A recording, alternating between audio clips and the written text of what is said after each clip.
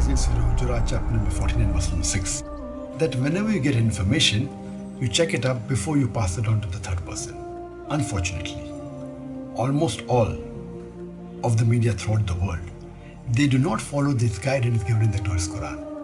And this is exactly what happened just recently when an article came in most of the Indian newspapers, headlines, as well as the news channels, that I was responsible for inspiring one of the terrorists of the attack in Dhaka in Bangladesh. I inspired him to do this act of killing innocent human beings. I did a little research and tried to find out what was the story behind this. And when I spoke to the Bangladeshi official government people, they told me that they do not believe that I inspired this Bangladeshi terrorist to do this act of killing innocent people. That's the different issue. That yes, he was my fan.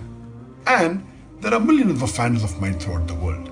And particularly in Bangladesh, Alhamdulillah, more than 90% know me and more than 50% are my fans. So he may have been my fan, but to say that I inspired him to kill innocent human beings is devilish. But this story occurred the first time in one of the leading newspapers of Bangladesh, the Daily Star.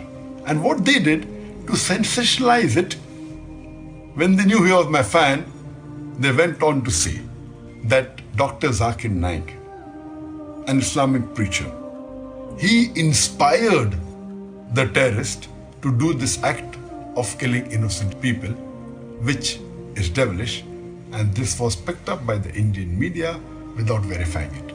I challenge any of the media, whether it be the newspaper or from the channels, to show me any official source from the Bangladeshi government which says that they believe that this act was inspired by Dr. Zakir Naik of killing innocent human beings. This paper went to the extent of saying that I am banned in many countries, including Malaysia. The only country that I am aware of where I was banned once from entering was UK. I don't have any proof that any country has banned me officially. And Malaysia banning me, it is illogical because this paper doesn't know, neither does the Indian press knows. If they had done little research, they would have realized that less than 3 years back, in 2013, I got the Toko Mal Hijri Award, which is the highest award of Malaysia, which is given every year to a Malaysian and once in a blue moon to a foreigner. Alhamdulillah, by the grace of Allah subhanahu wa ta'ala, in the last 25 years, I was the 4th foreigner who got this award. And this award was given to me by the King of Malaysia and the Prime Minister of Malaysia. And since I've been awarded the highest award, do you think that they gave an award to a person who promotes terrorism? Do you think the Malaysian intelligence is so stupid? And this paper said it, and the Indian news media picked it up without verifying it. And just for the information, I was there in Malaysia just hardly less than 3 months back. In April, I had an official lecture tour to Malaysia. I was called by the Chief Minister of Terengganu and I gave a lecture. Yes, there were some Hindu organization by the name of Hindraf who objected and said that I should not be allowed to give speeches, I should be banned, and there was a strong reaction from the Muslim community. All the Muslims of Malaysia gathered together and they disagreed with it. So much so that in a span of 4 days, I met 14 ministers from this country, Malaysia. I met the Prime Minister, I met the Deputy Prime Minister, Home Minister, Religious Minister, Sports Minister, Education Minister, Telecommunication Minister, on and on. In 4 days.